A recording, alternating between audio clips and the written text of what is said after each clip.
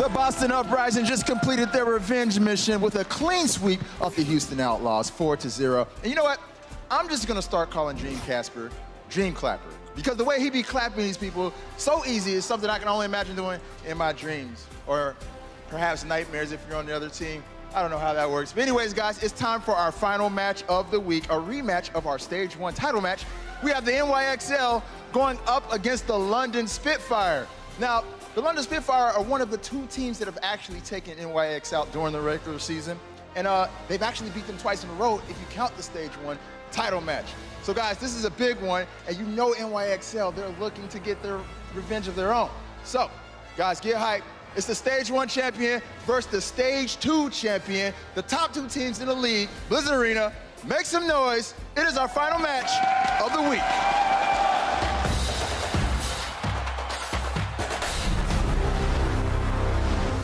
한데 근데 또 뭔가 서로 그냥 되게 집중력 싸움이 되는 것 같아요. 그날 타이틀 매치를 하는 팀들이. Oh, that is dirty right there. 근데 오늘은 절대 저희는 저희를 최고라고 생각하지 않고 네, 전 최고입니다. 배우는 마음가짐으로 하고 있습니다. 그래야 발전할 수 있다 생각. Coming back to take a reverse sweep. That is it. London Spitfire will be your Overwatch League Stage 1 champion. Set him up and he'll knock him down. It's a game of dominoes. Libero with 2! And that is how you bounce back from 2 lost maps. And the NYXL stand finally at the top. Can you believe it? Your Stage 2 champions. 일단은 당연한 거겠지만 이제 스테이지 점수 봐도 이제 계속 1등을 유지하는 게 목표고요. 그리고 마지막에 시즌 우승하는 게 가장 중요하다. 그래서 Ladies and gentlemen, the #1 ranked team, the NYXL. Versus the London Spitfire. This is a ferocious squad. It's a battle of coquines. I am so pumped right now. Make some noise, Blizzard Arena. We got #1 versus #2. There's not much more you can say about it. It's your Stage 1 champions in the London Spitfire taking on the squad that is on top of our leaderboard, the New York XL. Now, we expected this matchup to be the grand finals of Stage 2. Philadelphia, they knocked out London too early. We get it here to kick off Stage 3 as we close out the week. I gotta just ask you guys, how do you feel coming into this match? This is amazing. This is the best way to finish the week. For me, it's the main rivalry of the Overwatch League. London against New York. These 2 juggernauts that have clashed so often, and every single time it has gone to a Game 5. But even though New York has sat at the top of the leaderboard, it's been London that took it twice in a row after the first time they fell to New York. And you gotta be thinking that NYXL are looking to draw it level. And I mean, the way we talk about it is when London come in prepared, they're one of the best, if not the best team in the league. So they just have to come out prepared this time versus New York, and we're gonna see a banger of a series. London lost to Houston earlier in the week. Some people on Twitter saying maybe it's because they were preparing so much for this New York XL squad. Let's talk about this New York team. What are we expecting to see from them today? Well, we're expecting a lot of Widowmaker. Actually, they said that they did prepare a lot for the London Spitfire, and they carried that style over to the Philadelphia Fusion. And that was this slow-paced style with Libero on the Widowmaker. We even saw Orisa and Roadhog. That was what they were planning for versus the London Spitfire. So the question is, will we see more of this kind of sniper action today? Libero has been on fire. Can you do it against Birdring, Josh? I think potentially he can, but it's not so much the individual play that I'm going to be looking at for New York. At the highest level, Overwatch is all about preparation, like you were saying, and coaching. And NYXL's coaches have demonstrated a mastery of understanding other teams, being able to prepare for them, even at short notice, like in the Stage 2 finals against Philadelphia, being able to beat them in that really close final. They're the most consistent team in the league. I think they can do it again here. So many big names on New York. You think about Big Boss Pine, who rides the Pine most of the time. You got SBB, you got Libero, you got Jonak to worry about. What about the tools on London's side? Who do the New York Excelsior need to fear in this matchup? Well, I think Birdring is the standout performer for me, actually, because he was the one who was missing versus Philadelphia, and he was the Stage 1 playoffs MVP because of his performance versus New York specifically. So I think if Birdring turns up today, that is going to matter a ton, and he needs to if they want to win this series. Another person who didn't perform as well in the Stage 2 finals was Profit. He kind of went missing in that series, whereas normally Gesture, Profit, they're the duo that makes everything happen. Against NYXL, they're the power duo that I think is going to be able to form the fundamental layer that will help them get through NYXL, and then it'll be Birdring that pops them through the top if they're going to win. Absolutely. So I think that overall, we just need to see London Spitfire as a team turn up this time, because they didn't in the Stage 2 playoffs. As a team, they need to turn up together. All the individual skill needs to be there, because during the Stage 1 finals, it was, and they really popped off. Stage 2, not so much. It's the best rivalry in the league. Stage 1 champions, Stage 2 champions, 3 matches, 15 games. It always goes the distance. So that brings me to our predictions here. And I want to start with you, Josh. Where are we going today? Are you siding with number 1 or number 2 on the leaderboard? Number 1 and the recency bias of winning the Stage 2 finals, I got to go with the New York XL. They look absolutely fantastic right now. Undisputed best team in the league for me, and London a little shaky. Probably still going to be a 5-mapper, but New York XL all the way. Johnny, where you going? I mean, me and you, Josh, we're 1-1 so far today, but this series is so convincing for me. It is New York for me as well. We're going to end on a tie today, Josh, because I believe that this team, they are so consistent and so good. London Spitfire, they've been looking inconsistent, and so I don't have the same faith in them today. I just saw Gesture off camera. He is not happy with these predictions. London looking to pull off the upset. It doesn't get much closer. Are you guys ready to get this party started? Make some noise as we welcome our teams to the stage. We kick it off with the squad from New York. Give it up for the XL.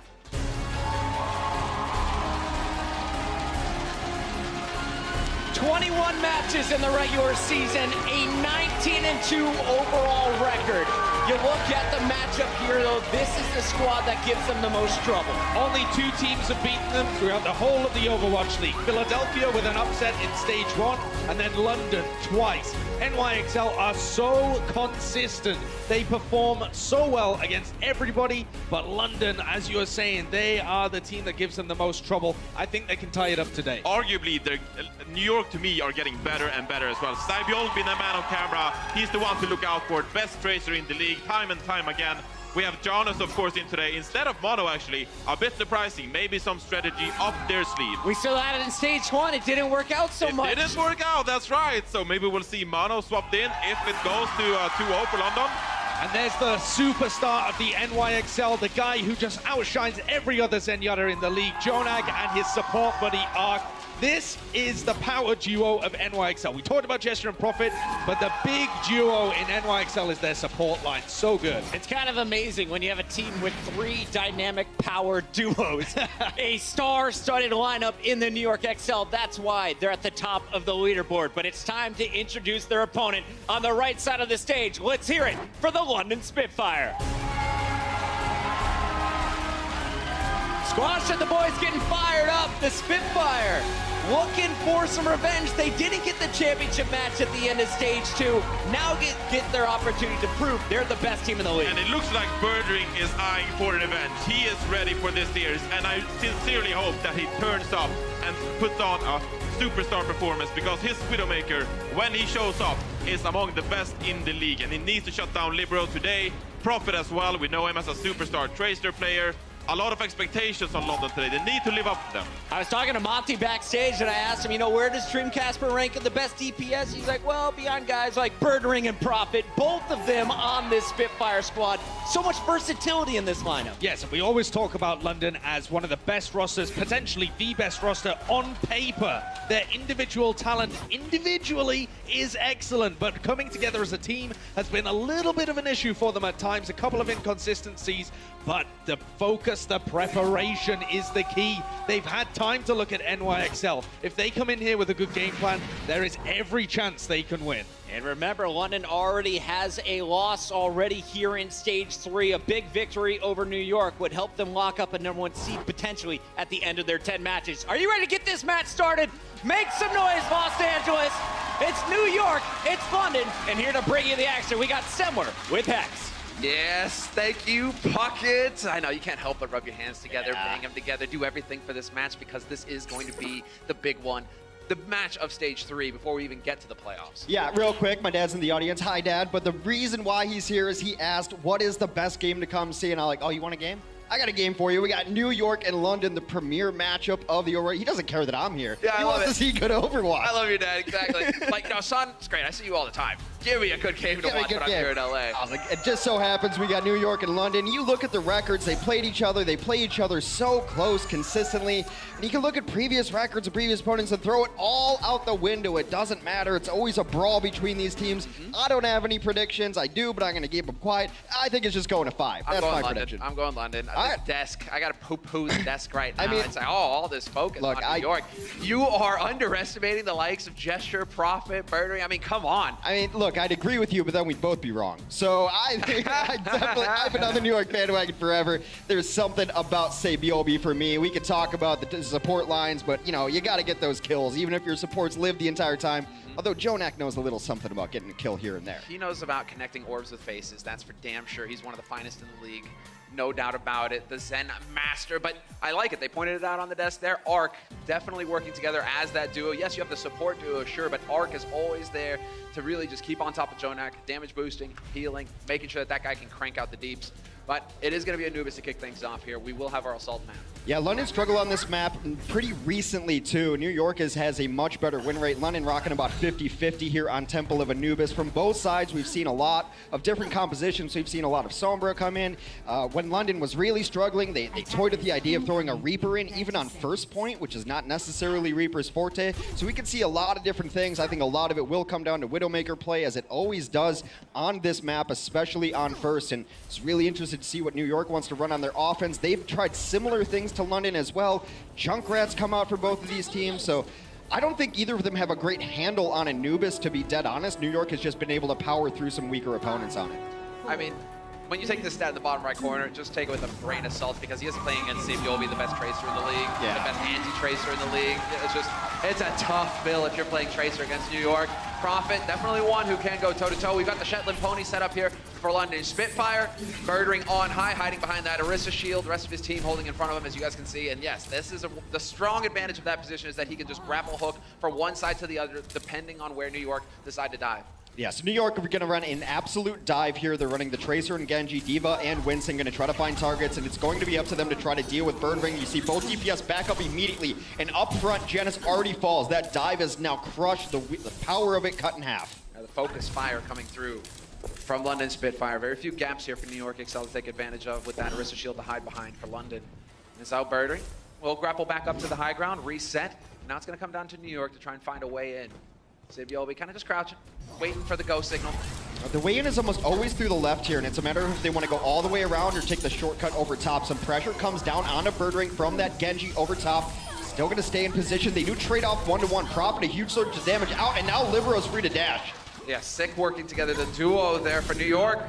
They get in, they get the job done. Libero's hacking them to bits as well in the meantime, and progress is being made on this first point. Fury decapitated, no time wasted. And well, New York, it took them a little bit. They stumbled at first, but with 2.5 minutes left on this clock, they will secure point A. There's no way for London to get back into this. And they lost both of their DPS very early, and it's just a matter of where the kill is going to come from there. You can lose a tank and a support early, a tank and a DPS early. Losing both of them right off the bat means there's just no kill potential, and now it's easy cleanup for Libero on the dash through. Libero, easily in the MVP talks for the entire Overwatch League. This team is filled with stars, but he's the engine that makes them go, because he can play everything. He allows such versatility on this roster. Yeah, that gets you, man. You can see exactly how powerful it is. Already in with the Riptire, though. Profit from spawn, chucking it in, finds Libero. You cursed him, Hex. Yeah. Although Arc is going to be able to get the res up immediately. He's got the Valve Wings going. Oh, huge now. They have a big advantage right now if they can just deal with this Mercy in the sky. A self-destruct over top is going to make reinforcements that much more difficult. Does find Profit on his way back in. So quick here, the all-out aggression. Nuss somehow finds a resurrect in the middle of the chaos, brings Birdring back into it. Birdring still going to be working. Arc dangerously low. Meko there to ferry him out, but Libero is here. Dragon Blade already going to work. Notion out of the fight. They do get one kill onto Sabiobi. It might be enough here. That's how Anubis goes. You have to get a couple kills, but Heavy coming in still on the cleanup. Libero's Genji is going off. Yeah, Libero, man, he's come to do work at this point. They're all together now. 2 ticks picked up here for New York. Notion with the May, just trying to delay things further, gets the wall up. That does buy time for Gesture to get in here with a bubble. But they are streaming in one after another, never really able to survive long enough to get a group together here, London, and they are right on the edge now, New York, of a blindingly fast take. First offense here on Anubis. Nearly 5 minutes in the bank. Very nice from them. That stall was by design to have people wait until the ice block goes off, then the May to get people in, and then you hope to get one kill, maybe two, and bring it back while you're stalling it out. They did get the one kill, but it was answered in kind, cleaned up immediately. And they talked on the desk that New York had adapted their style, maybe a little slower pace with a Widowmaker, and that's how they ended up beating Philly. But there, it's just all out aggression. They have all these multiple styles in their pocket. They just played pure dive right there. And the Libero Genji has been a revelation.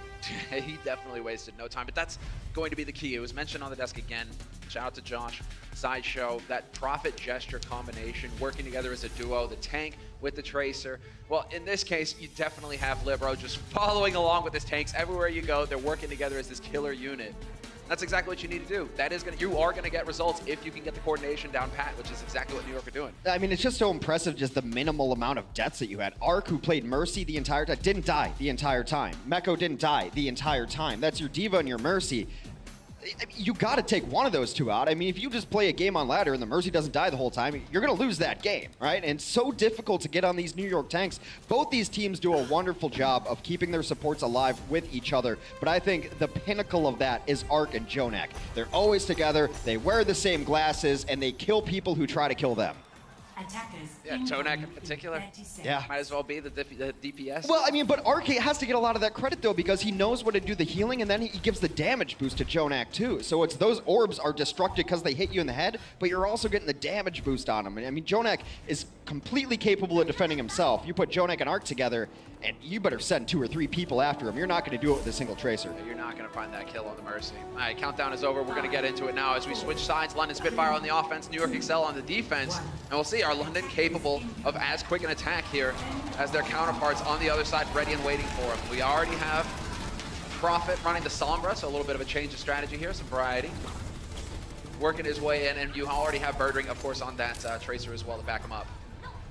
Yeah, this is a style that London has tried to run on the offense, and now if it doesn't work early on, they've been prone to making a lot of switches as they try to get in. So if Prophet gets shut down early, expect some sort of switch to try it out. Already a deep dive. Sabiobi in trouble. Sabiobi out of the fight. And then you've got Jonak. It's like, oh, Sabiobi is dead. Hold my beer. It's fine.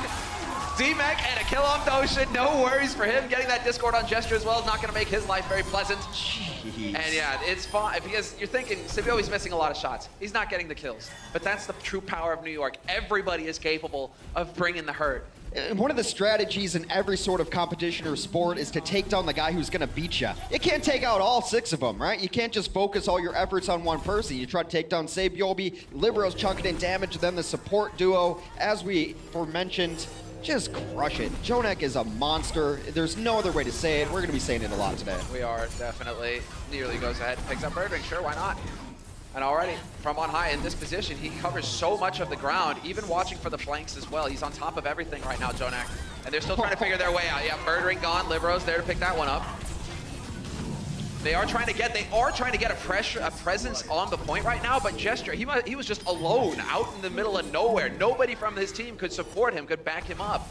And if you keep getting picked off one after another, London, you are going to keep stumbling. Yeah, this is actually turning into a pretty bad snowball situation because not only are London losing these fights, they're not even competitive in these fights. So they're so far behind as far as ultimate abilities go. You look at New York and everyone is nearly up there. The only one lagging behind is Janus. That's not his fault. He's on Orisa. So everyone else on London, I guess you could wait for ultimates to come online, or you can try to get in here with an EMP and win a fight that way. They do have it ready finally. We'll just keep an eye on Prophet. That's a tough break for Janus. There's no murder chasm, murder hole here to just hold people into. Ooh, Prophet might have given himself away. He touched the point very briefly as an invisible Sombra, so they should know something is a little bit askew. You can see Janus kind of taking a look back real quick. Well, now they can see him because they popped Infrasight, so they absolutely know that this Sombra is in the mix.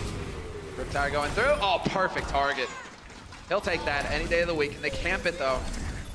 Nobody is there. Well, they don't even have a res. They don't even have a Mercy. It's perfectly fine. They're going to go for the push here. London Spitfire trying to move together with both tanks onto that high ground, trying to force them down, but Libero doesn't care. He's just going to chuck in death and destruction from above. Well, now they're banking up a bunch of ultimates as well. Soundbarrier comes down the moment that Nuss gets it. They want to take this point right here, right now, with only a minute remaining. It's their best push. Zumyata comes in from Jonak. Beautiful body block, keeps him out of the mix. Oh, and perfect, just keeps Giannis alive. Behind the barrier, no problem. We already have the Ocean's Trance out as well, but Jonak is still content to kind of play the angles right now, make sure that he can try and keep his teammates alive, but this might be a bit too much for them to handle, as London Spitfire are still making progress on this point. The Roomba going down, however, might turn things New York's way. That is so much damage that they were able to crank, but it's just not enough. Not going to be enough. The cleanup there, a flurry of blue comes in. Powder blue reigns for the London Spitfires. They will finally take first point, but already with less time in their bank, and they haven't even tried to assault point 2. They don't really have that snowball element going for themselves right now, London, in terms of ults to carry over here to really sway things their way on point B. Libero more than happy to take the damage. He's charging up Ark's ultimate, so he's going to be pleased with that. And while Prophet in the back, looking for targets, nearly gets clipped. So close, but Ark is dead. Gesture is there to work on it with the help of Birdring. Yeah, Gesture is an absolute dime of a main tank there. Gets in there, the tire goes down. That could have been the saving grace, and now you see the kills continue to pile up for London. One comes back. Libero is able to take down Doshin, as you mentioned earlier. No resurrection available. It might be the kill they need. They can spot Ark out. They know exactly where Ark is playing from as well in the back corner. Nobody really there to back him up either. Jonak only just now coming back into the fight. Sabiovi as well. Janus leaps back to the back line here to try and stay alive. Get some support from his healers. But they are going to pick up one tick here, London Spitfire, and this is a position for them. So long as they don't give anybody up, they can definitely end this here. Birdring gets splattered, and Zonak finds a pick on Prophet. And as I say it, New York will hold.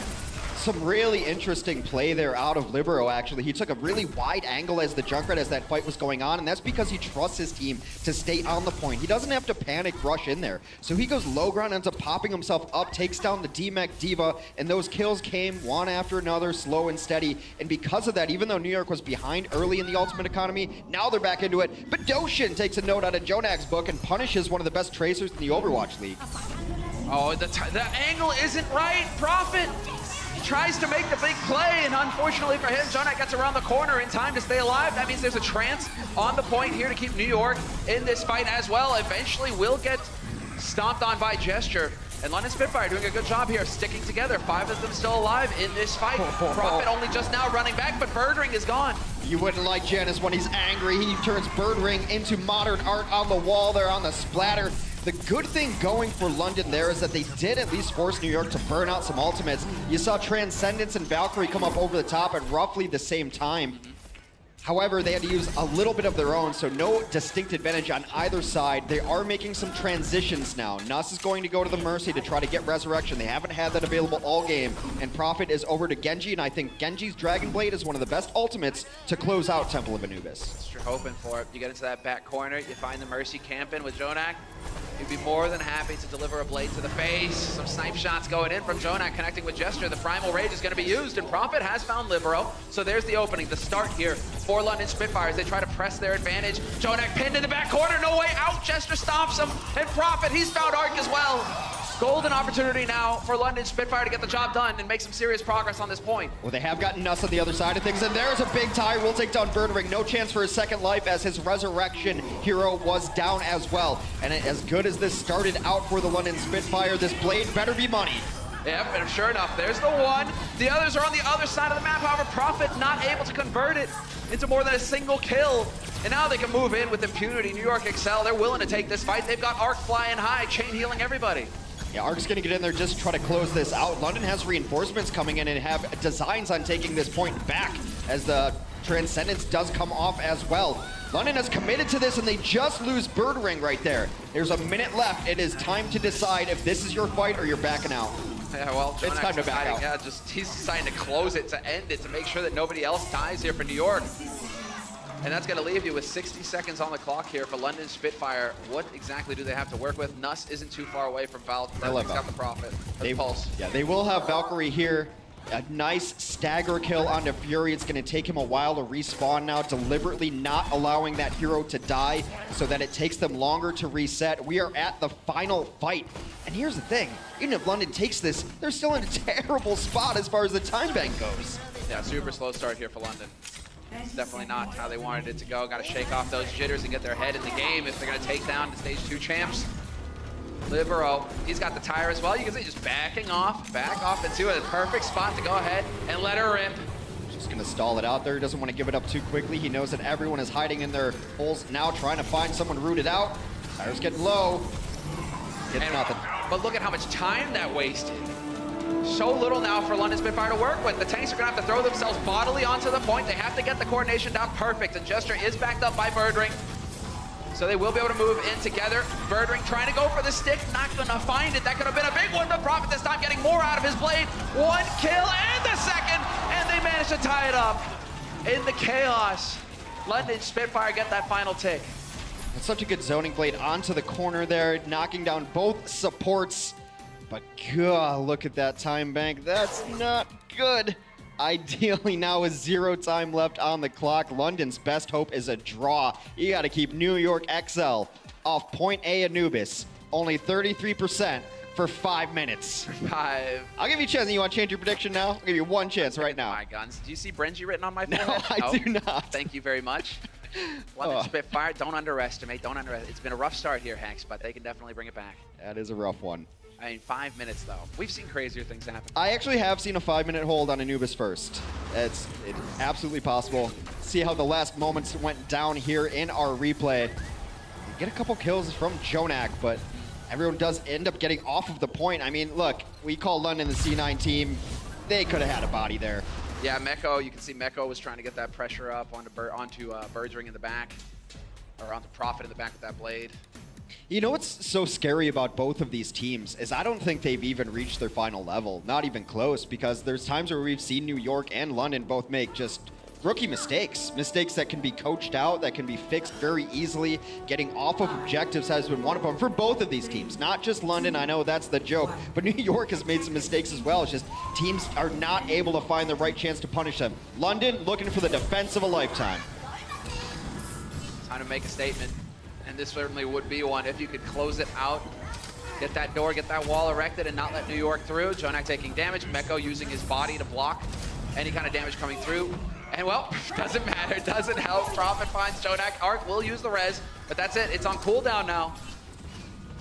But they're being so slow and steady. Of course, why? Why rush things when you've got 5 minutes if you're New York? There's no point to it. Get everyone in the proper position. I don't know if they've spotted Libero back here. He's been very sneaky. He's taken a really long route.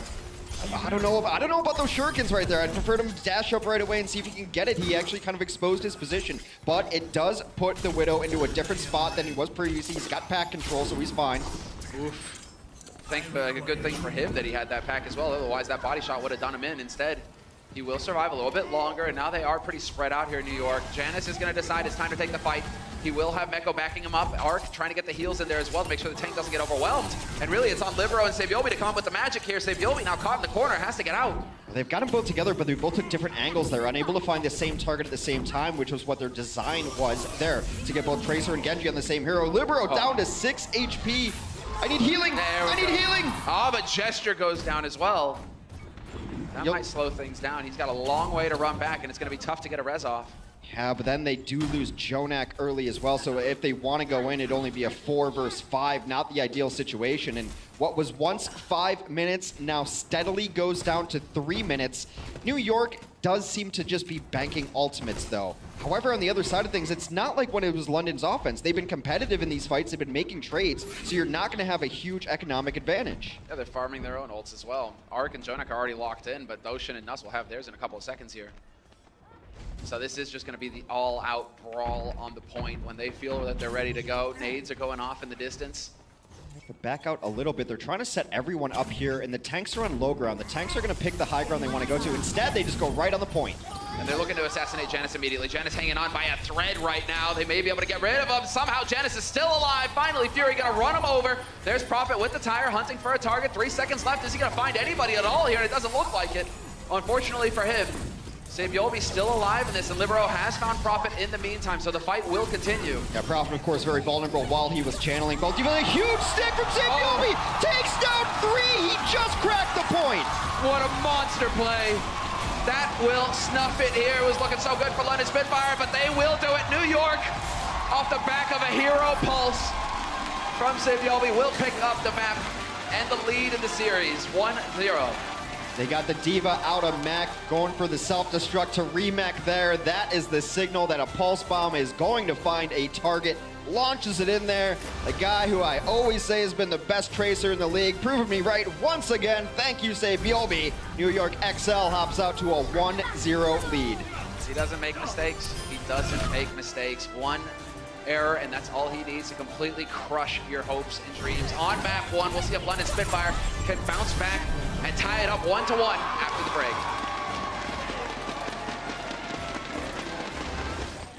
The Overwatch League is brought to you by Intel, the official computer processor of the Overwatch League. T-Mobile, America's best unlimited network. And by Omen by HP, the official PC and display of the Overwatch League.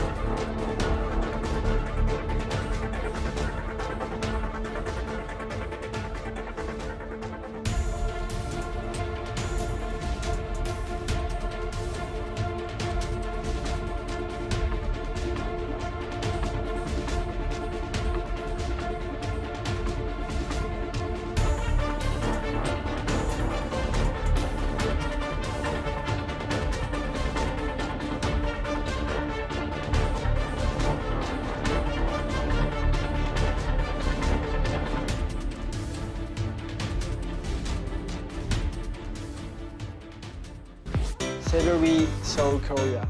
Sabiobi leading the charge. He said, how you feeling? He said just one word, ready. 새벽에 산책을 많이 나가요.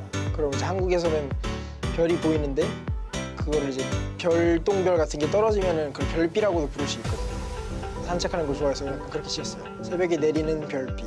Oh, there's one. Get another one. He can't. It's a trap. Really tricky play by Sabiobi. I love it. 원래 어릴 때부터 게임을 하면은 공격 포지션을 많이 했는데 다 때려 부수는 걸 좋아해요. 마음에 듭니다. 다 때려 부수는 거, 뚝배기 깨는 거. That burst damage between Libero and Sabiobi, that is brutal. And there we go, the follow-up. Sabiobi's just going ham right now. 6 plays.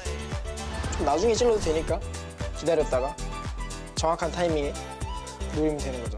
상으로 누군가 찌르는 타이밍.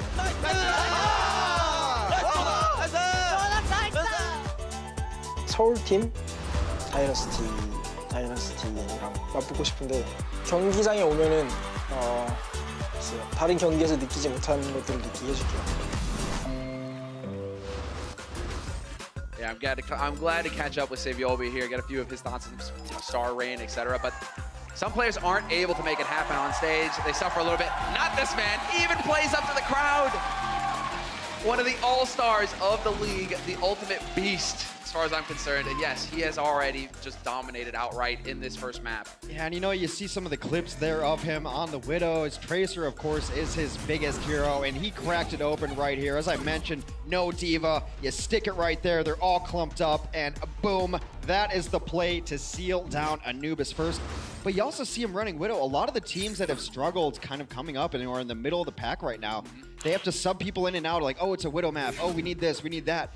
New York doesn't have to. I mean, they can play anything at any time with these heroes. Libero, we've seen highlights of his Widow, but then he'll run a Junkrat, he runs a Pharah, runs everything. And just to have that consistency is so key for this team. They don't really make a whole lot of subs. They don't. That's it, and that is the ultimate peak, right? What you're aiming for is to have that versatility on the server at all times. We've seen other teams suffer where, Control in particular, where you get that odd map out, and then all of a sudden you have a chance, you're competitive. Oh no, wait, you need a totally different roster here, and you fall apart.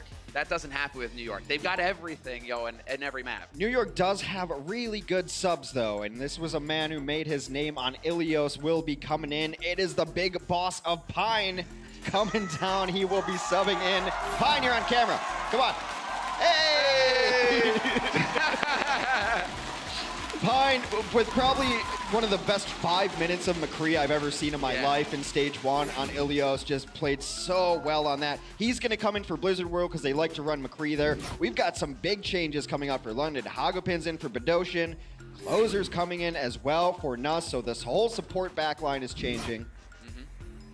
And we've got Wuhyal as well. We got Wuhyal coming through here to replace Fury. So they will be subbing it up. You and I were discussing, given the next map in this series, we were wondering, teams, they have this depth of roster. It allows for them to have players that perhaps specialize every week on different maps. Do you think that's the case here? I think it might be part of the case. I know a lot of the guys from London did take a break over the break, went back to Korea, and so that not a lot of scrim time. But this is the not main roster, is a nice way to say it. So maybe they were scrimming a little more on Blizzard World. I think Wuhyal is definitely a more aggressive Diva than Fury is, so maybe they have some plays up in that, and I think it's a good Diva map for him. So they work very well together, these tank lines, even when they rotate in the Divas. But London so far has not won Blizzard World. They're 0-1, not that big of a deal. New York undefeated on Blizzard World. They're 1-0 on it. So I think teams are still figuring it out, but this does seem to be shaping up to be a very good McCree map. It's a McCree map. What can splatter a McCree map? Well, that would be a Winston. That would be a Winston. So we got some clips to take a look at him. I mean, Gesture, he was trying to get in. You can see maybe even overextending at times, really trying to make plays happen, but he is one of the key parts of London Spitfire, one of the keys to their success in these past series, and really just seen as one of the very best tanks in the league, flat out, hands down. Yeah, when London is very good, it's when everyone is following his lead. And when they've struggled a little bit, especially on Anubis there, Gesture will make a play, and even maybe one of his DPS will come with him, but the supports aren't necessarily there on time. And so Gesture goes in, he makes a big play, and then he dies. And I think it shakes his confidence a little about when to go to make these plays in the future. We're going to head to Blizz World, the newest map of the Overwatch League. Still trying to figure this one out, but I bet my bottom dollar we're going to see McCree at least on one of these teams, probably on the offense. It seems to be the in-favor thing. You go up to the right side, you try to just slow poke onto that point, and then shoot people in the face. Listen, you got Big Papa Pine on the server. Yes. We damn well better hear Spurs jingling. The Peacekeeper plays You know what's funny? I talk about the best McCree I've ever seen, 5 minutes of. You remember that Junkertown where Pine absolutely crushed with Flanking Widow before Flanking Widow was a thing? He's making these drop-down shots. Like, that was the best minute of Widow.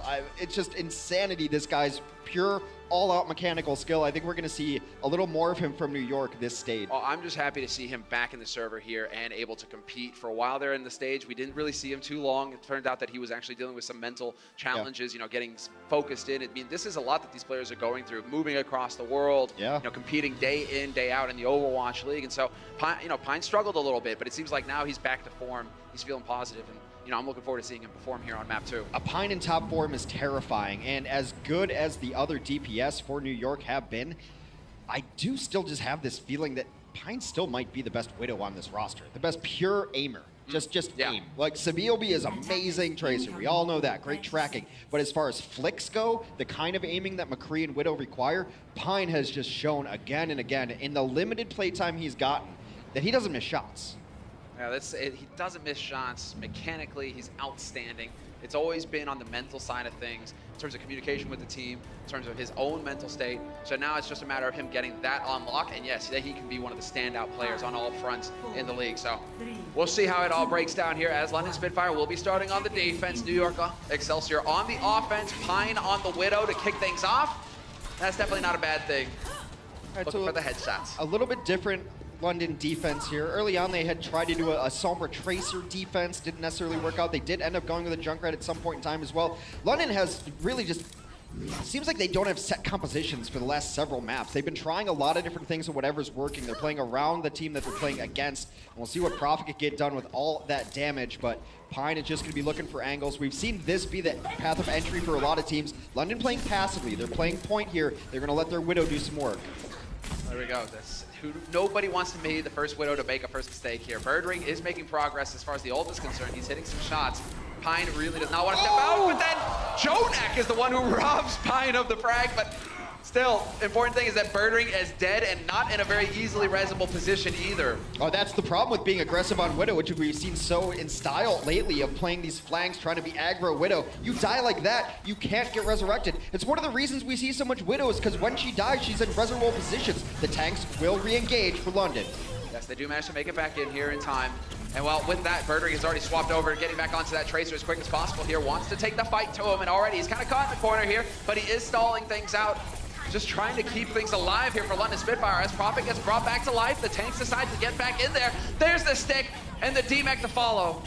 Oh, you booyah out of mech now, and they continue to clean up. Out of mech, they do a self-destruct over the top. Now Prophet out of this fight too. It just seems like an inevitability that New York will take this. They're getting all the kills. That is a Tracer duel won by Sabiobi.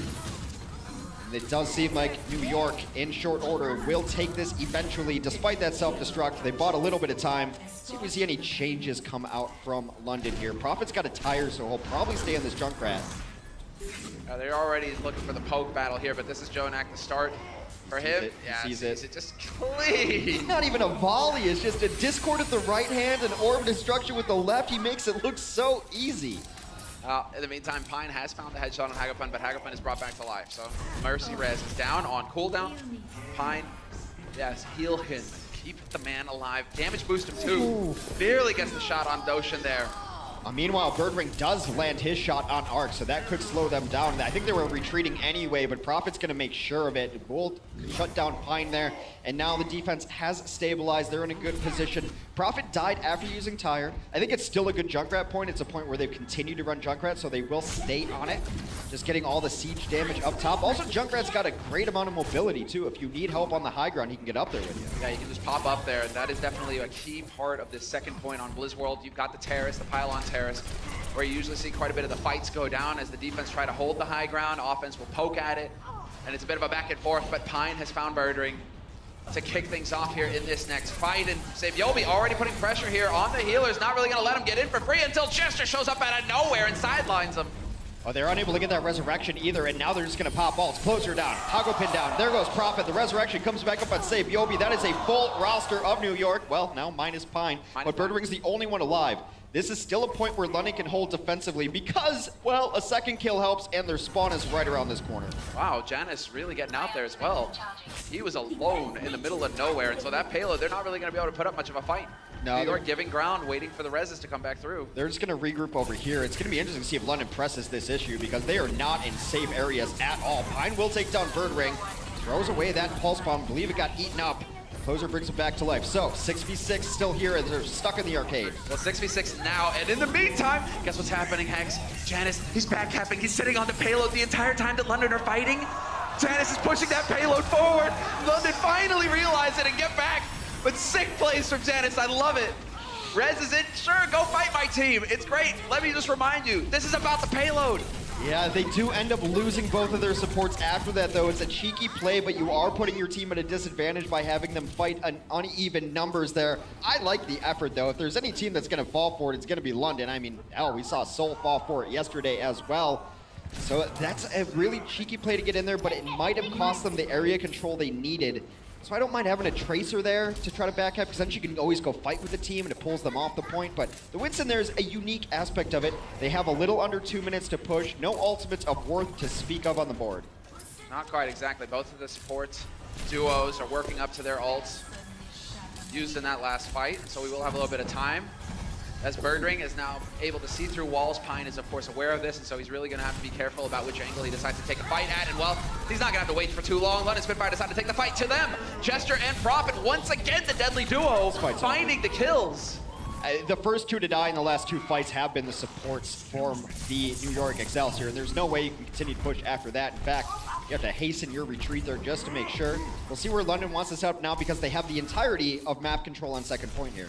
This is what we were talking about, though, earlier in terms of that combo duo. Prophet always seems to be there on the spot with Jester. As soon as Jester decides, hey, it's time to get in there and initiate, Prophet's right there to pick the kills. It's either Jester or Prophet. It's about living up to the lore. Tracer and Winston, good buddies in the lore, good buddies in the actual meta as well. Birdring and Pine have been exchanging all game. It's been very back and forth between these two.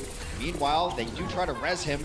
Now in a tough spot again. Prophet putting on so much pressure. Could have just gone for the free stick there. Guess he wanted to hold on to the, he just wanted to hold on and get more out of this pulse bomb, and we'll see if Prophet can find the angle. Getting topped up immediately. Pine has found Woohyol in the meantime. So we're down a man here for London Spitfire, down a man on the defense, and there's a golden opportunity now for New York to push in and get that payload through to the second point.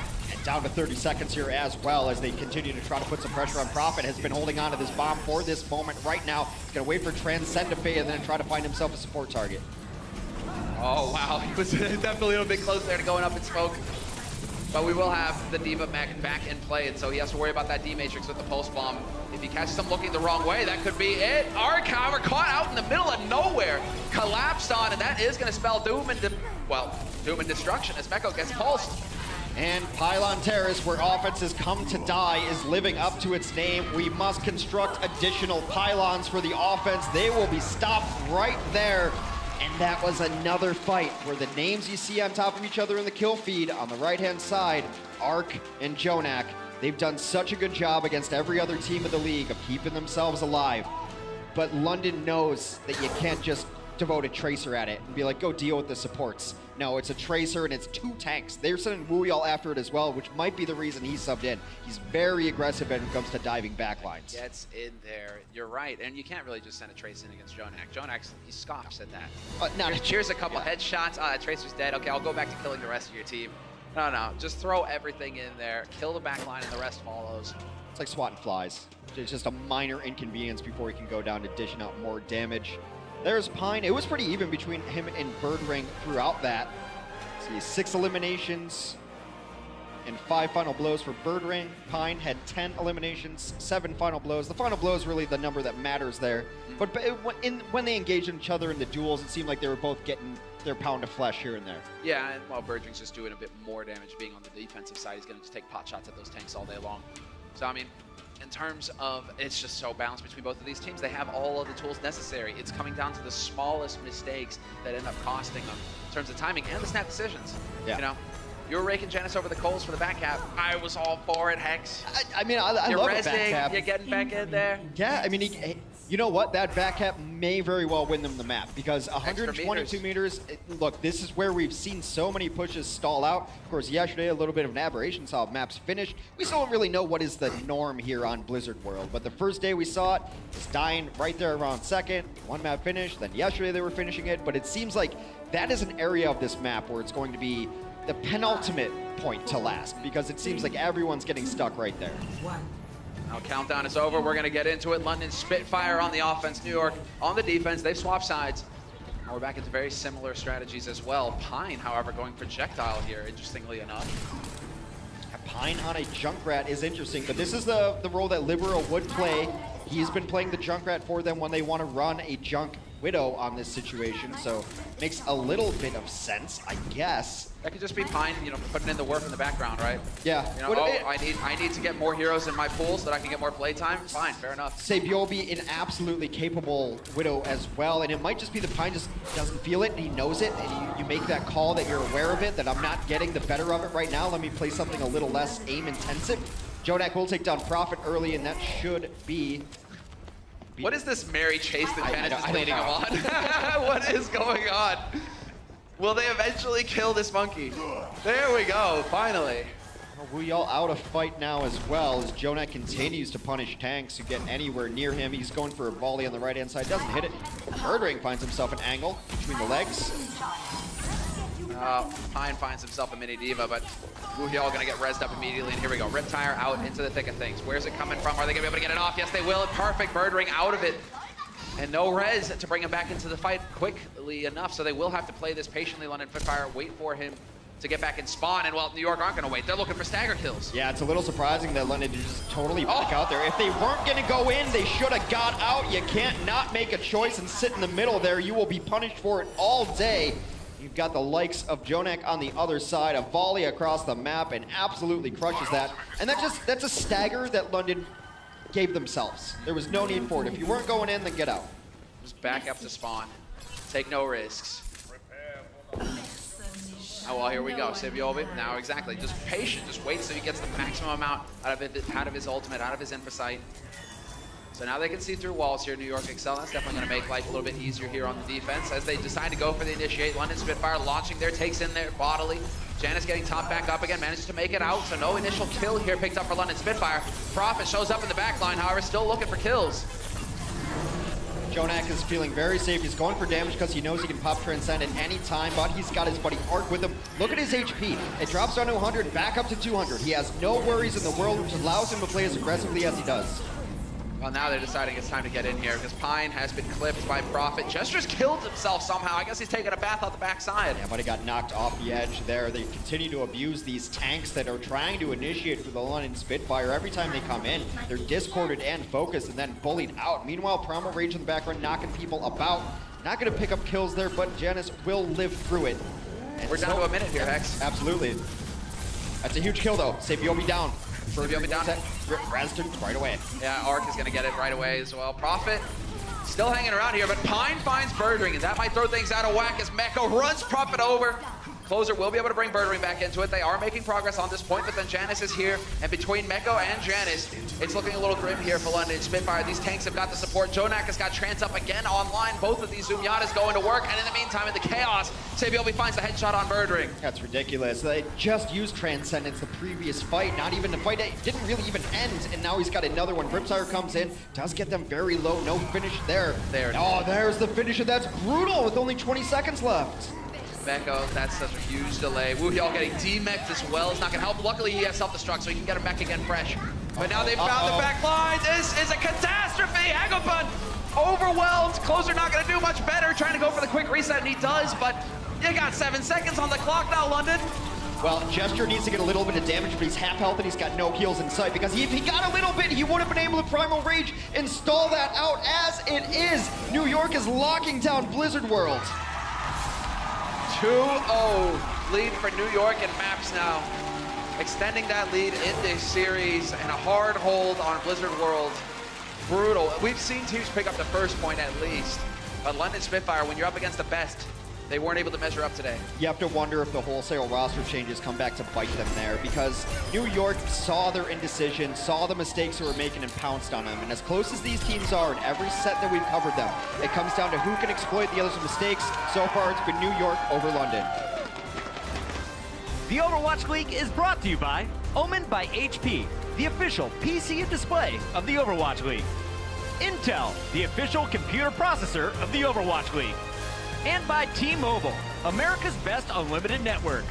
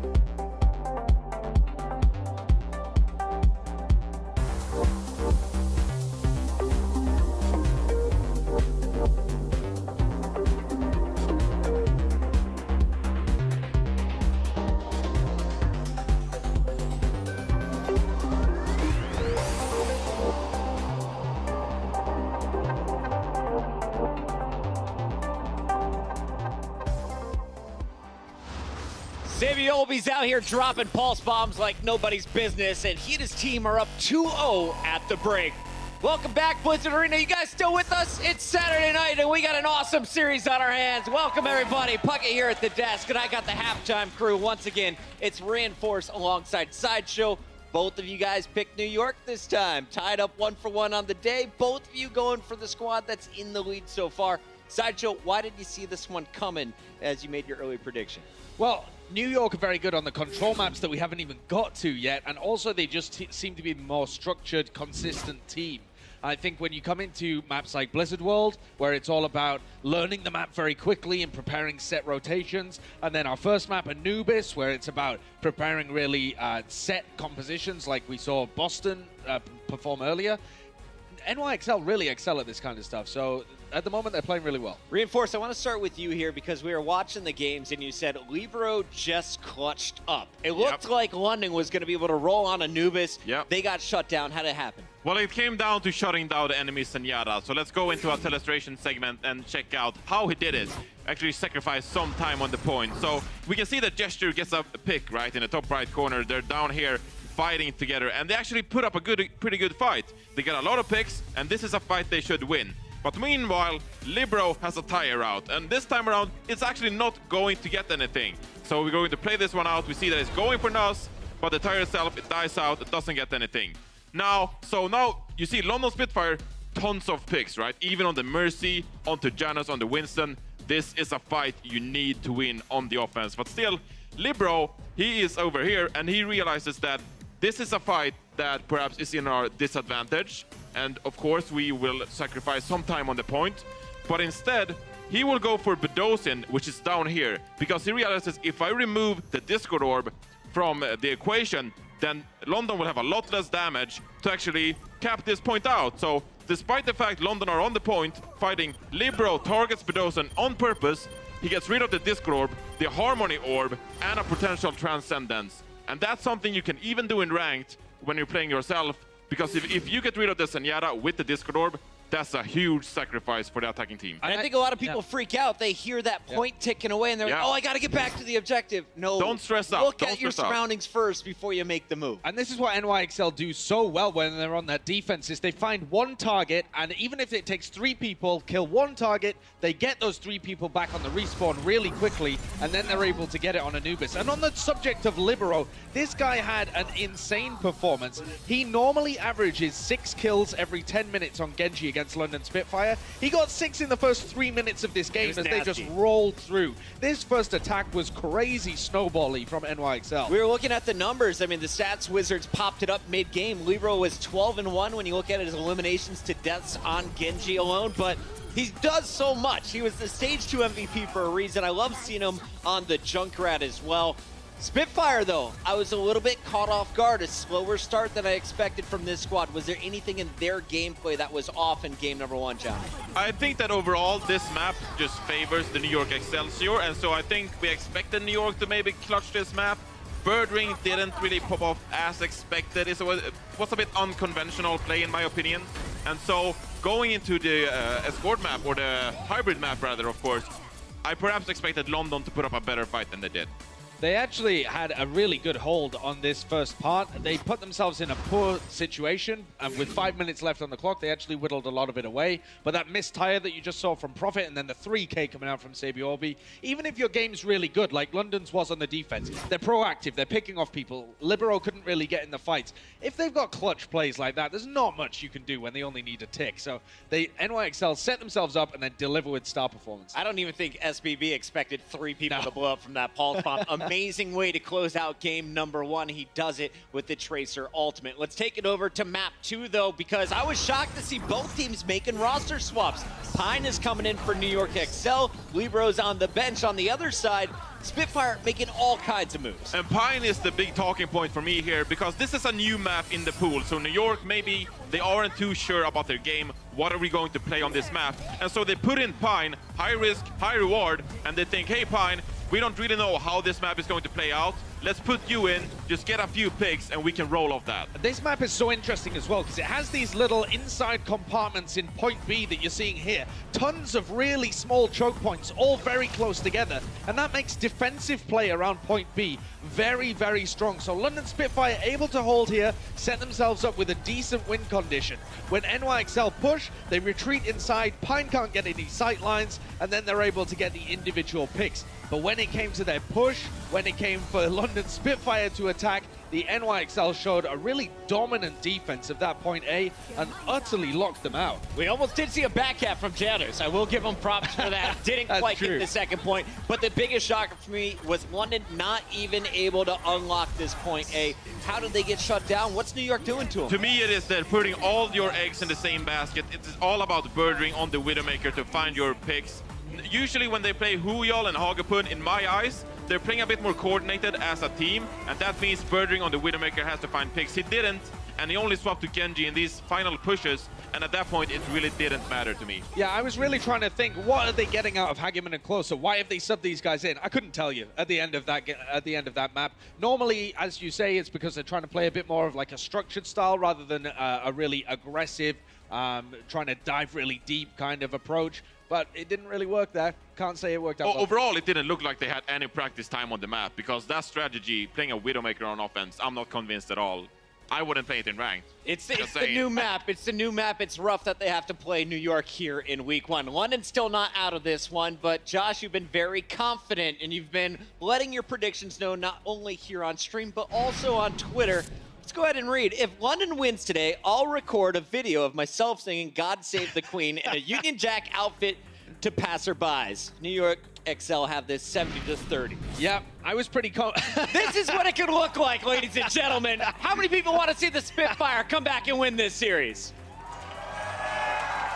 A lot of NYXL fans in the building, I'll tell you that. I like that. I just don't think anyone wants to see you in that outfit ever, including your mother. Let's talk about the second half, though, because if you look at the history, all 3 times these teams have matched up, it's gone to game 5. We've even seen a reverse sweep situation between these teams in the past. How does London make it happen? How do we get ourselves to that tiebreaker? It's going to be rough. We have Junkertown still in the pool, and then it's all about the Widowmakers once again. Birdering, he felt pretty confident on the Widowmaker, but are you going to put in Pine again?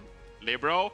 It's a hard matchup, so it's going to be rough for the London Spitfire. Yeah, and I think when we saw them in the Stage 1 finals, London were able to get that reverse sweep and actually won it in that way. When they're coming into Nepal here, NYXL are the better control team. I expect NYXL to lock it up in 3. They're going to prove once again that they're the best team in the Overwatch League. All right, well, you heard it from our desk. They think it's going to be all NYXL. I'm still cheering for London. I want to see this one go to Game 5. Make some noise, Blizzard Arena. And real quick, reminder, we got the All Access Pass available right now on twitch.tv.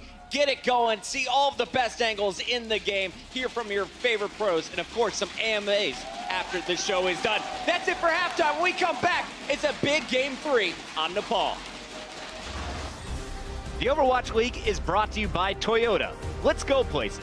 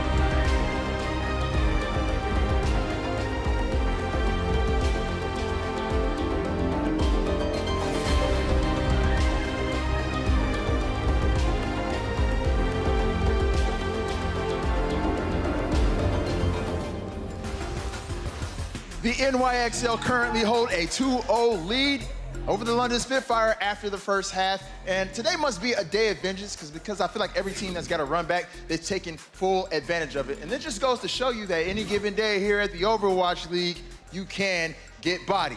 Now, one of the players that's been doing their thing for the NYXL is the illustrious player by the name of Arc. And Arc's actually going to be doing an AMA at the end of the day for all of our All Access viewers. So, guys, if you have the Overwatch League Twitch All Access Pass, please hop on and ask him questions. You can ask him how he's spending his Stage 2 winnings, or about his illustrious friendship with our guy Dreamcasper, because they're best friends. If you didn't know that, they are actually really cool. But that will be happening at the end of this match. But the match won't be over until we get into the second half. Can the London Spitfire bring it back to a fifth map?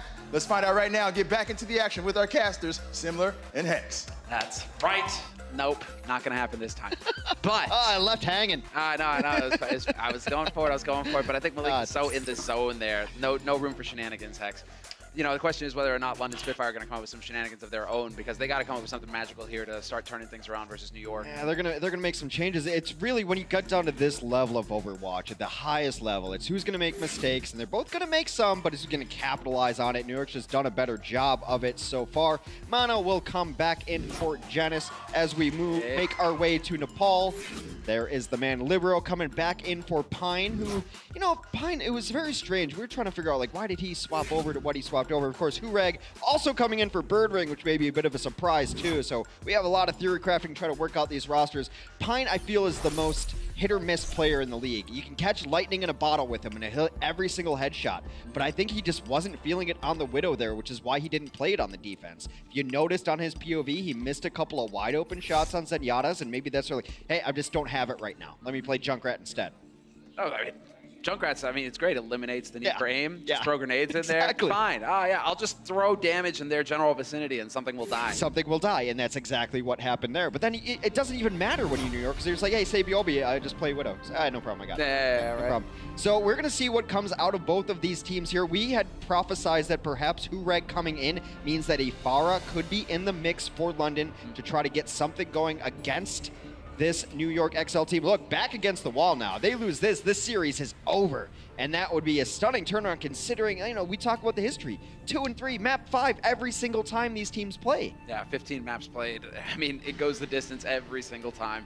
But coming into Control now, where it isn't a tied situation 1-1, where New York are up 2-0, and considering London, a bit touch and go on the Control maps. Yeah, well, they're about 60% win rate on Control, whereas New York is holding about an 80% win rate. The last time they played Nepal on Shrine, they opted for this kind of McCree and Tracer loadout, but they're going to try something completely different. Is London. They're going to run Hureg on the Pharah. And right now, if the New York Excelsior run this, which is their style that they like to play on Shrine as well, a Junkrat Tracer, they're going to have no good answer for Pharah in the sky. They're going to have to switch, of course, capable of doing so, maybe running a McCree, a 76, even a Widow on this situation. But right now, they've got no answer. They're going to have to try to play under this rooftop here, but this is a great Pharah point. Yeah, exactly. Look at this. Just dancing around, chucking the angles in there. I mean, you are still playing against Jonak, don't forget. Yeah. You are still playing against Jonak. I saw him out there. He was looking to sniper out. Jonak's looking for the volleys right now. He will definitely ruin Hureg's day, given half a chance. Libero eating some rocket damage, though, and Hureg, man, he is getting up to that barrage so quickly, already to 80%. Oh no, he missed his concussion. He wanted to get much more aggressive over there to follow up that dive with his team. Meanwhile, leaves Gesture out to Dry, who eats a concussion, and now they're getting pushed back. That's just a small mistake. Mechanically, you gotta be able to get in there. He was looking to propel himself forward with that ability, did not do it, and yeah, Semler's smiling ear to ear because Jonak did clean up Hureg with the Zenyatta snipe. I mean, what? Oh, a McCree? Jonak every single time. He's like, hold on. Just give me a second here. Look at this guy. It's not fair. It's just not fair. What a beast. To be able to deal with a Pharah Mercy with a Junkrat Tracer on the ground because they're constantly going to be discorded is just a blessing. And look at this! Look at the vengeance! He doesn't care. You don't need him, man. Just leave it in Jonak's capable hands. You go for the barrage, don't worry. I'll just right-click you to death. Look, justice often comes out from a place of anger, and Zen's all about that tranquility, so he had to shut that down right away. Hurek goes for the solo barrage onto Jonak. I'm sorry I'm giggling, but that was just silly. That's brutal, man. That's silly. Is so brutal. And now while Prophet's decided, hey, I gotta get in here, but Trance will be up for Jonak, of course. He's been hitting so many orbs. He's got his ult ready to go. And Libero, yet again, has found the kill on Gesture. Self-destruct out into the open. Shouldn't be finding any targets, and it won't, as Mano is gonna chase Prophet off of the site, and it is another reset coming through here for London Spitfire. They've got one more good fight on the board. Hurek's gonna reset there. Farah's gonna go off the edge and wait because they only have this one fight at 75%. Meanwhile, the last ults to come out were that Transcendent Self-Destruct. Still have wings, still have a tire, and a Pulse Bomb. New York in a great position. Finally, the switch comes out. London Spitfire, Hurek's on the McCree. And this is what they generally try to run here, a McCree Tracer. But you have to think that maybe Hurek isn't the guy you want on your McCree. Maybe. Well, Sabi will be right into the thick of it, but we already have the sound barrier out. As Libero is hunting for a target with the tire, Hurek the perfect choice. Hagafun goes down as well to Mano, and they're falling right now one after the other for London. Spitfire in desperation, trying to get onto this point, trying to make something happen, but it isn't pretty. It's definitely looking like New York will get this on lock. Even Gesture with the Primal Rage isn't gonna last for long here if everybody from New York is focusing him down. And just absolutely cleaning up. How many kills have they gotten this entire round? One London final blow. Spitfire got one kill that entire round. Libero died once. By the way, that Get was it together, Gesture. Libero. Yeah, it was Gesture. Gesture was initiating well, but okay, we talked about that first initiation, right? Gesture goes in, they look to get the Pharah in right over top, right behind him, damage boost, misses a concussion, misses his ability to get in there. And then Gesture's left out to dry, eats a mine. It's happened a couple times, and this is why I have to start wondering, like, if you're Gesture, what are you thinking right now? I'm going in, it seems like there's always a problem, no one's ever coming in with me, and it just shakes your confidence. You see him right there, of course he's gonna keep this game face on, but man, that would eat me up. We are going to Sanctum though, so we're gonna see some wonky stuff here. Widows on both sides, you'll see Junkrats, you'll see Roadhogs, you see Orissas, both running very similar compositions. This one's all about the mid fight. If the team that loses the mid fight, they usually give it one more shot before they switch to dive. Yeah, exactly. Gesture's tired of running in there, so he's deciding, you know what? I'm just gonna set a point. You guys stand behind me. It's not gonna be that difficult. Oh, look, Gesture's still all alone. He's still all alone. He's alone on the point. All right, maybe that's just the game plan. I mean, they are sticking together as a group over the DPS. Oh, Prophet, he saves himself. Nearly got halted into oblivion. Does manage to save himself at the last second. Yeah, I think he got yanked off the edge and then concussed himself back onto the point, but it puts himself in a rough position, and they will get a couple of kills off it. Meanwhile, Closer's busy trying to res Hago, and this will be New York Excelsior's point. Yeah, handily as well. Meko point blank just cranking out hurt. And there it is, rolls over, and New York starting to make their way through. They do manage to get it. Only 12% on the board for London Spitfire. And then they're spread out. Now you got to worry about Junkrat grenades. You got to worry about the Widow still. It just seems like London is in disarray with the rosters they've been fielding, the compositions they've been pulling out. It's just been musical chairs, and they just don't have a seat left to sit on. I don't know. My theory is that when they lost to Philadelphia, that really dealt a blow to their confidence. Because right now it's feeling like they're second-guessing themselves.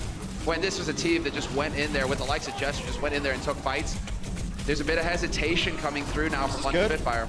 Yeah, very good go. They go. rack up 3 kills there. They fight in a small area. Perhaps New York did not really need to do that. In fact, New York absolutely didn't need to do that. They could have just chilled on the point and waited. That's one of the strengths of this composition, but New York gets a little over-aggressive and absolutely punished for it. And now this composition's not great at trying to take things back. London will do the same, though. They'll take this point over up front, provide some pressure here. Prophet's got to watch these angles because a hook will be coming in. Ooh, volley just misses.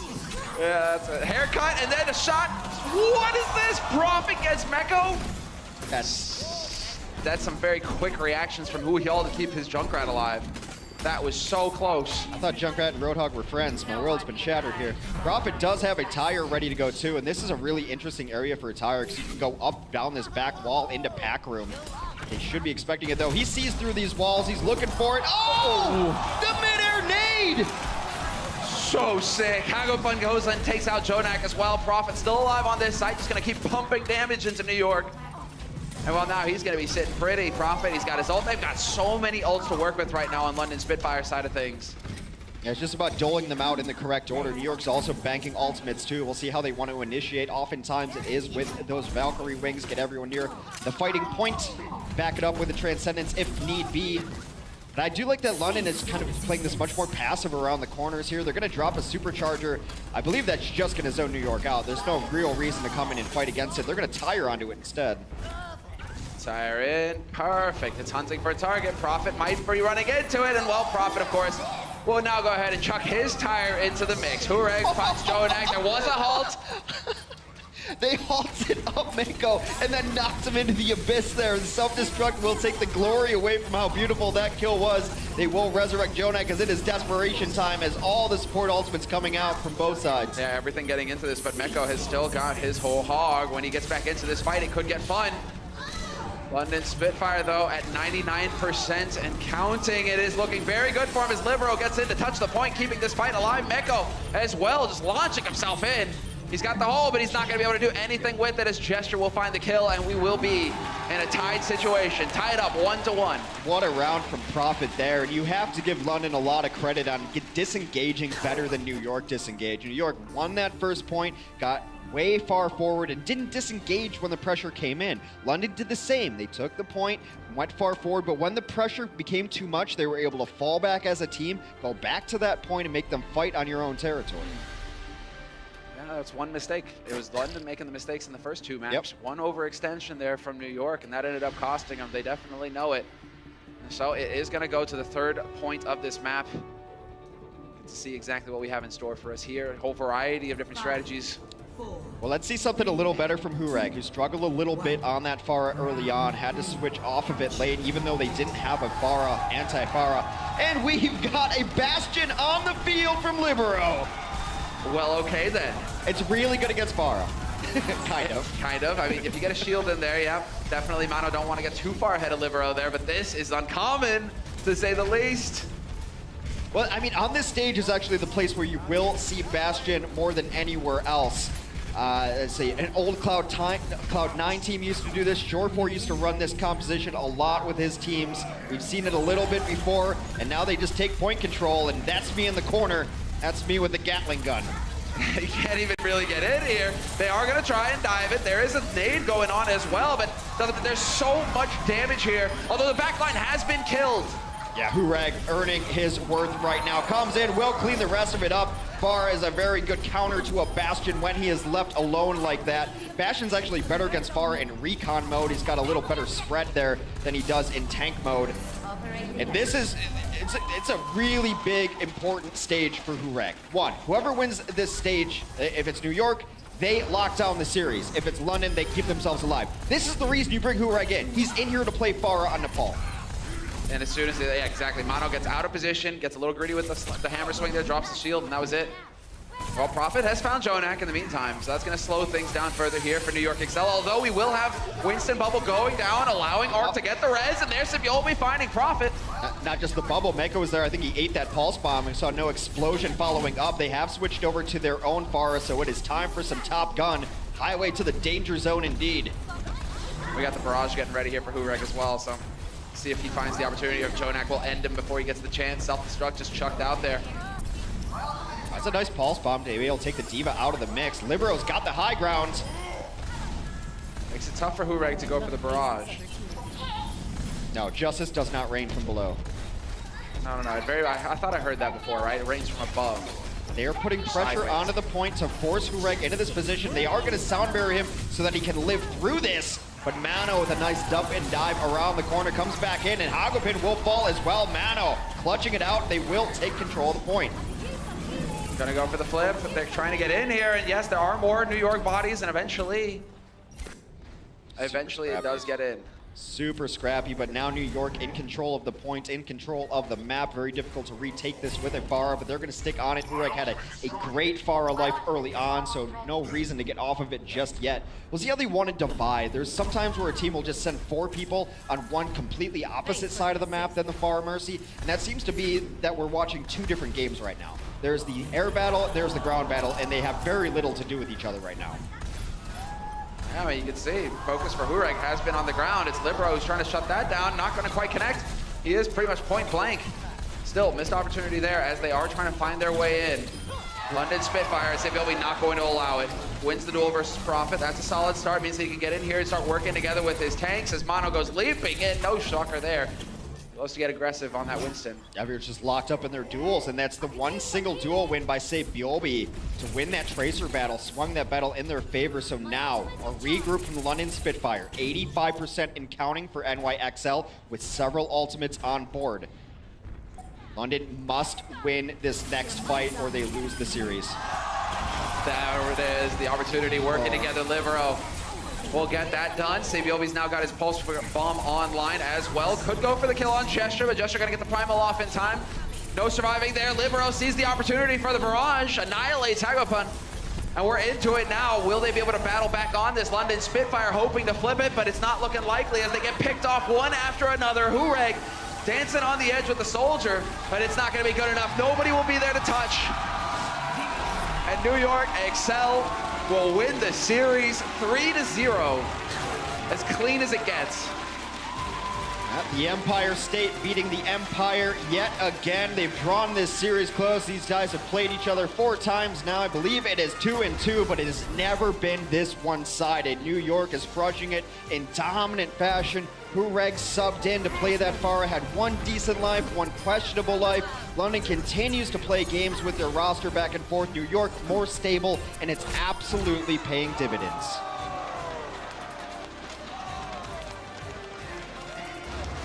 The Overwatch League is brought to you by T-Mobile, America's best unlimited network.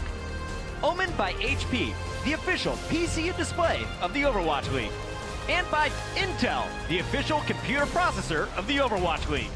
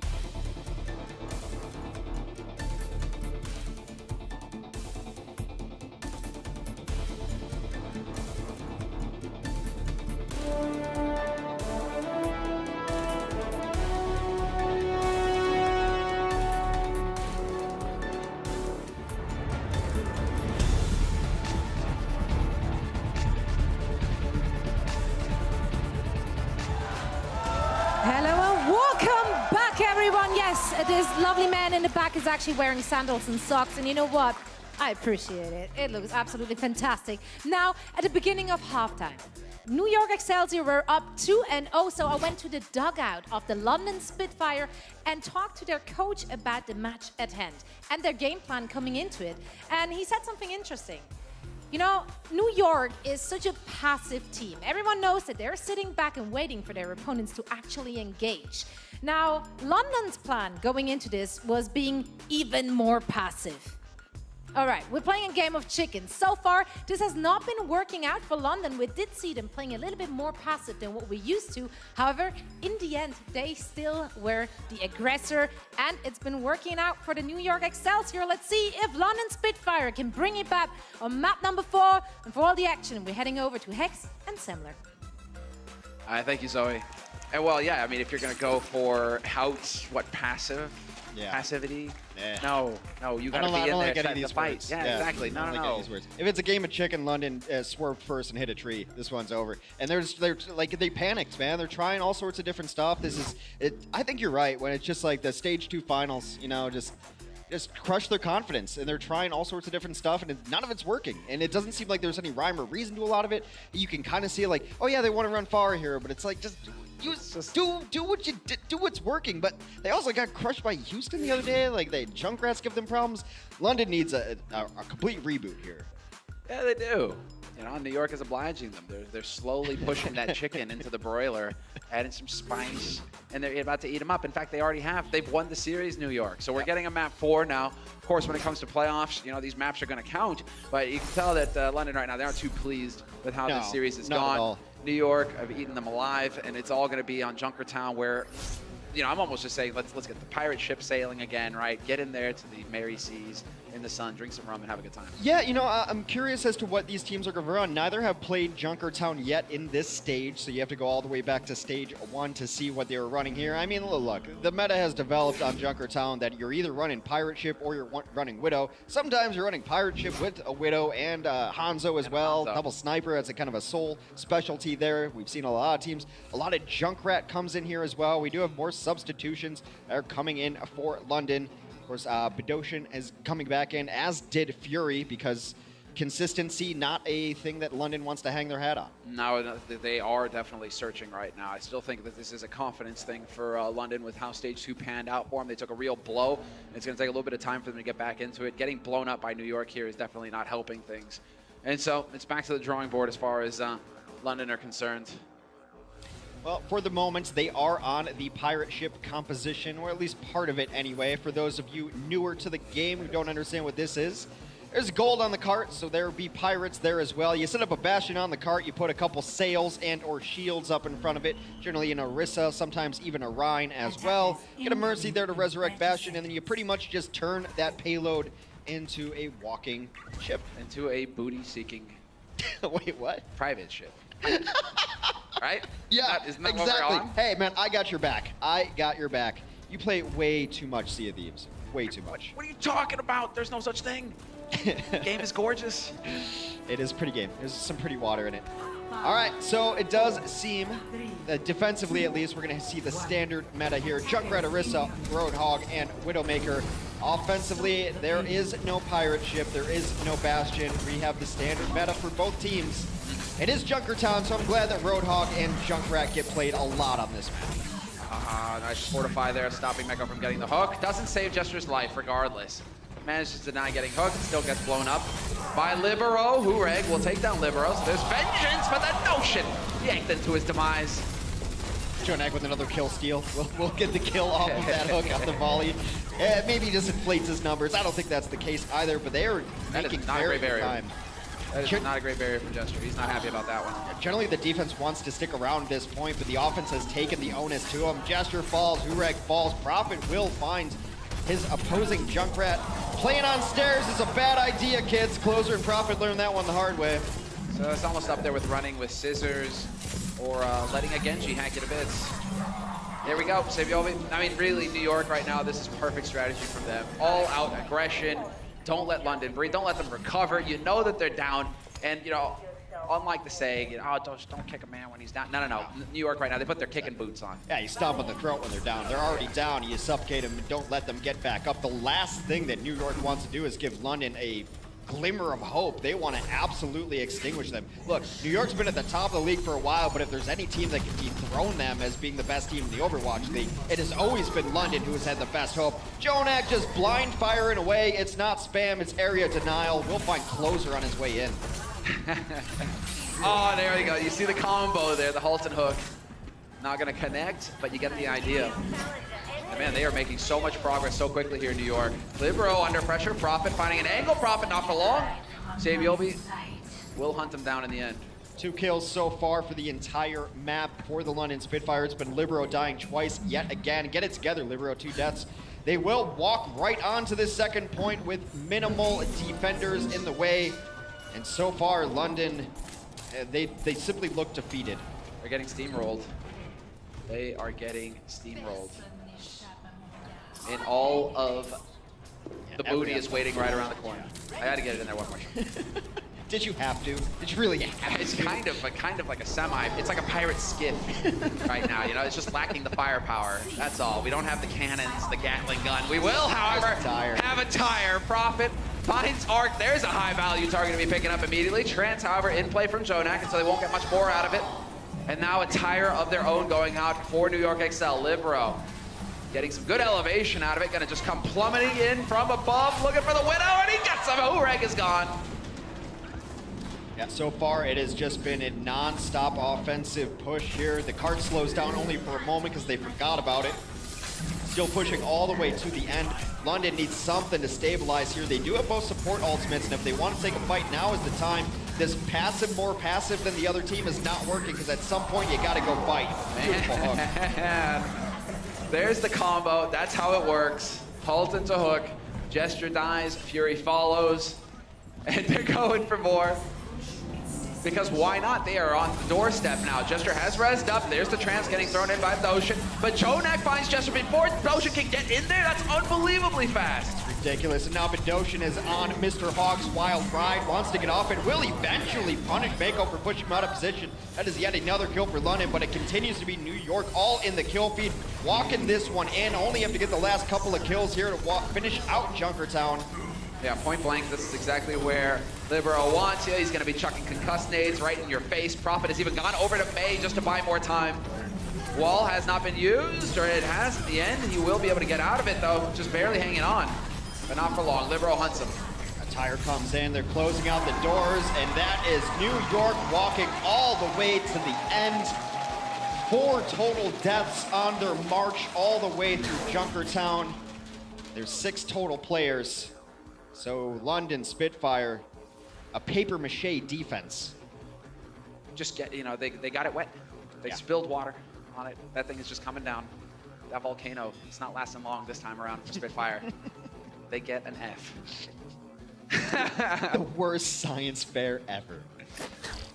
Gesture, though, I mean, right now, as far as the setup is concerned, we got 20 seconds left on it. And Doshin is on the Bastion, hoping that he stays on him. Let's get the pirate memes flowing. It might as well run it. This is as close to the composition as you'll see when we do get to that screen. London, I don't know, look a little bit defeated. It's kind of hard to tell, but Ocean definitely looks a little lost right there, that something is not going right for London. And I think, you know, I think that their focus is probably on how do we fix this whole thing, not how do we win Junkertown.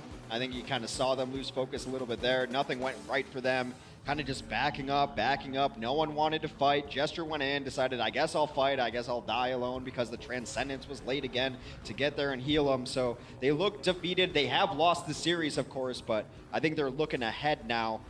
London's going to try. They're going to roll out here on this next map on their offense. And you know what? Why not just for kicks run some Pirate Chip? If they have a strategy that they haven't revealed yet, they're not going to reveal it now. Listen, this is going to be brutal, because not only are they going Pirate Ship, they're breaking out the big guns. The Hanzo Widow combo, yes please, thank you very much. Yeah. Let's get into it. Double Sniper has something that Soul has run on this map a lot of different times. A lot of teams have copied that strategy as well. You put one on the left, one on the right, you put them in a crossfire. Down the gut, you're going to send your Bastion with a shield in front of them, Mercy damage boosting them. It's a matter of getting set up, though. If you can get on the cart, can you ride it in? And yeah, we've got the pirate ship. Perfectly done. Doshin now damage boosted. You will have no shields to hide behind, although neither will he, unfortunately. Instantly melting him. This is one of the points. Guys, if you're playing pirate ship on matchmaking, please take note. Melt the shields. This is the advantage of Bastion. You give them nowhere to hide. He's crushing the shield. And speaking of nowhere to hide, that is a nice Sonic Arrow. Is going to find that Widow and scatter. You know what? Snipers sometimes have splash damage. Despite my opinions on it, it is very effective. I like the Prophet hangs around here as well. In case Ark was going to try and get over there, get that res off. No, sir. Denied. Thank you very much. Doshin kind of chilling out over here in the corner. Ureg picks up Libero, too. A double sniper really throwing New York off here. The stun comes out, and the hook does not connect as line of sight is broken with it. That was a lucky break there for Prophet. Counting his lucky stars. We may have a flanking Zen here from Jonak. Yep. Tried to go for the volley. Didn't connect. But that's a beautiful shot there from Hureg. Save Yobi, not really having a great time. Not at all. And maybe it's just, maybe it wasn't just the London defense. Maybe defense just not an option on Junkertown lately. And you know, it's hard to see holds on first. It happens on occasion. Second, even more rare. But oftentimes people will get to last at least, and then it's more difficult to finish the map. But the pirate ship is assailing right now. Some changes will come in for NYXL. Meko's going to go over to Diva, maybe try to help out, deal with this pirate ship. One of the best ways to dismount a Bastion is a tire over the top, or maybe a pulse bomb if you can get there. But this is a great wrinkle that we saw happen about halfway through stage 1, that you get off of the cart. You don't just ride it all the way up the hill. You take this high ground away from the defense. Really, because you can see the choke points that the defense have to make their way through. All of a sudden, if they're funneling in, you get that Bastion up there, things can get pretty fun. Now, however, New York have got a little bit of a pied-à-terre to work from. Mano working his way around, looking for the flank. He's got Jonak to back him up. They are on that high ground. I think you just wait for an ultimate here. You try to get a tire to get onto that Bastion and deal with it, and then you engage off of that, hopefully. They've still got people on this point. Gesture, he sees it. He feels like this is going to be the big engage, and so the bongos go down. They get eliminated rapidly, but a lot of damage taken immediately there by those tanks. Meko and Mono getting topped right back up again, however, by Jonak, but there's the Dragon going right through the payload. Not going to find any kills, but he does force New York XL up against the wall, allowing London to do some work. And Meko with a couple of good kills, but that is all they got out of that fight, and London will walk onto the second point just as well. Defense is nowhere to be seen. It's like the Pro Bowl out here. Yeah, just get on that offensive play. That's what we all want to see anyway. High-scoring games, lots of frags. 5 minutes on the clock here for London, and well, yes, a little bit of the highlight reel coming in here from Hureg, and that was a clean one on Ark. The follow-up, that's what it's all about. You know, he's looked good, and I think maybe that's why London is putting him in some of these situations. One, definitely was for his far earlier, but you keep him in to see what he's got, see if he's going to be part of this main roster that they field on these teams. Fury with a huge self-destruct will end this fight before it starts. Despite the tire coming in, not gonna matter, they'll just res up Doshin. Yeah, Closer gets in there and rests him immediately. Where did that ult go off for Fury is what I want to know. That was brutal. Must have got in over the top here. It can be such a confusing map because it is just this U-turn right around the corner here, so you never really know where the angles are coming from. Say Biobi will avenge himself against Ureg. Card continues to push though. New York's really got no way of stopping this. Maybe a self-destruct comes in at some point in time. Could be the ticket, could be it. It's the closest ult that they'll have to work with, and it's just come up online here from Echo. Best Gesture going down again with the barrier here. Not ideal positioning, but it will buy him enough time to get around the corner and stay alive despite everything that New York are throwing at his face. The self-destruct escorts him up the stairs of that explosion. That's one way to ride it up. Closer will fall though as Mono does find him. It seems like London has backed themselves into a corner. They will start to try to rotate their way out here. Gesture very low, Gesture down as Meko's had enough of them hiding out in his hallway. Yeah, Doshin and Prophet, that's going to be their go signal to get out. If they can, if they will, yes, Sabiobi escorts Prophet back to spawn. Libero takes care of Doshin. More time burnt off the clock, but there's still plenty of it here for London Spitfire to work with. 3.5 minutes. You got to be careful on these aggressive holds. Back caps are definitely a possibility here. Yes, we have seen a few. That would be great if we could see another one today, though. But again, yeah, aggression. I just love this spot where you see the Diva there right now. Often you'll put a Winston there too, just hanging out around the corner. And teams just don't really check it. You get a lot of free damage on their backside on the way in, and then you have the mobility to get out. You just saw that swoop and scoop by Meko there. Put a lot of early damage on, and then Sabiobi cleans it up. Bidoshin in there as well, and now he gets out alive too. And Jonak just doesn't die. He still stays in the fight as well. 20 HP, doesn't care. He's looking for the volleys. Jonak, 3 total deaths on this map. It is tied for lowest. Actually, Mano's only died twice, which is ridiculous for a Winston. He's getting that proper support. Getting the orbs. Arc there to take care of him as well. Well, Tire is online here. That's going to be a profit, throwing it into the mix. Well, they also instantly splitting up, though. Look at how New York reacts to that Tire. They used Infrasight beforehand so that he could find the proper targets with that Tire, too. You never really know where people are going to be, but it that time. We are stalemating here. A nice self-destruct to get himself a new mech. Good zoning by his tank buddy to keep him alive. Yes, and that is going to cost him. Fury not going to be able to get in his mech for a little while longer. He does manage to get it right back, and well, Prophet will find the Tire. Libero, both of these Tires not finding too much success. Closer though, dancing on the edge. Teams have gotten so much better at killing Tires. It's like the biggest difference I've seen between stage 2 and 3 is that Tires are just not getting the value that they used to. Teams know the angles, they know where players like to put them now, and they've been easy to kill. Look, it's only 50 HP. You just gotta hit one big shot on it. Hey, that's easier said than done. I agree, but not for these pros. But then the pros, exactly. Then the pros, well, you know, they make shooting baby divas easy as well. Oh, hey, there you go, buddy. There you go. See the old beat. Popping off. Perfect timing. See, he made it look easy, X. That's Sabiobi putting it down right now. He's going to back up a little bit, take this sight line, and this is easy pickings for the Widow. It's a battle between him and Hureg right now, but that's a perfect mine position, too. Also got ultimate ready. We're nearing only 1 minute left on the final map of the week here. See if London can muster an offense and close this one out. They're looking to get in there once again. Gesture leads the charge. Fury is there to back him up. Mono dropping low, but hey, he's got his healer to top him up, and while he goes primal as well, just batting Gesture into the corner. Gesture just patiently biding his time. Gets back to his healers. That loving beam of mercy will keep him alive. Jonak's got to be a little bit careful, but Sabiobi's got his back. Hureg punished for even looking at Jonak. Tracking so good from Jonak. Just following Gesture with the volley. So sick. Prophet still looking, but not going to find anything with that Rip Tire. They're getting picked up again, one after another. Gesture will res up now. He's got the Primal Rage as well, so now it's about him getting him back into the fight ASAP. 20 seconds left on the clock here for London Spitfire. They have the 3 ults. Fury will certainly have self-destruct as well for the next fight. And we should see a bunch of ultimates from both sides. Support ultimates all over the place. London could come in with this right now. Try to get your Valkyrie going. Gesture is in alone yet again. He's actually got Diva with him this time. A better dive than we've seen so far from London. Tire's going to try to snuff this one out. Yeah, Libero throwing it from well back. He's got the infrasight too. He knows where this is. Oh, he really wants to go for that mercy. There it is. Closer just barely survives. But Fury not able to make it onto the payload in time. Remember, it's not about frags. It's about pushing the payload home. And New York, a clean sweep. It's like, fair enough, you predict New York to win, okay. But for them to win 4-0 versus London Spitfire, that's a tough call to make. I think that's a surprise to everyone. I'm comfortable calling that one a 3-0. Seemed like London a bit of a half-hearted effort there onto Junkertown, especially towards the end on their offense, but that's just fine. They're looking forward to it. Look, London, still some stuff to work out, but you know what? They're still the #2 team in the league by a pretty decent margin. No one's really nipping at their heels, but they gotta get it together. Otherwise, one of these other teams are gonna overtake them. New York sitting at the top of their skyscraper. Yeah, top of the pile. The Kings, their reign continues.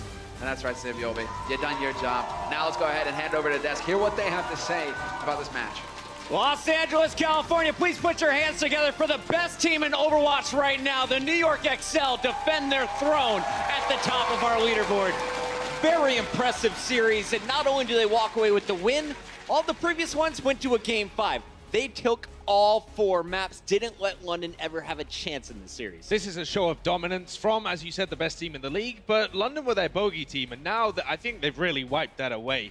This is going to give them confidence going up against, potentially, if London make it to the stage finals, these kind of big-time games, they know how to beat them, it seems, at the moment. Or you could say London are beating themselves. Yeah, well, to me, there's no team like New York Excelsior in the Overwatch League right now. Even looking at potential teams like Philadelphia, they don't really have the star power which New York Excelsior do. Maybe with EQO in the lineup, but as it stands from watching Philly today and New York today, there really is no team contesting New York at the top.